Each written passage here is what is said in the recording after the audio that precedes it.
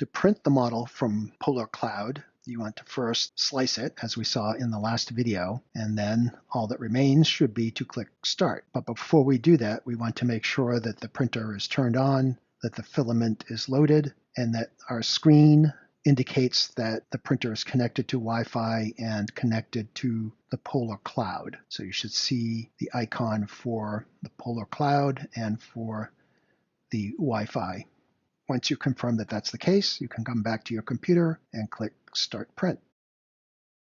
And you can see the heated bed is warming up. After that's done, the extruder will heat up to temperature and the print will commence. Notice also that we have the option to pause the print to change filament or to stop the print altogether.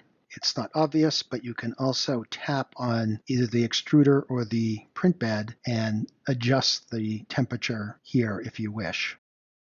So this is a completely web-based 3D printing workflow, from creating an original model to slicing it online to sending the print job to your printer, all by using web applications.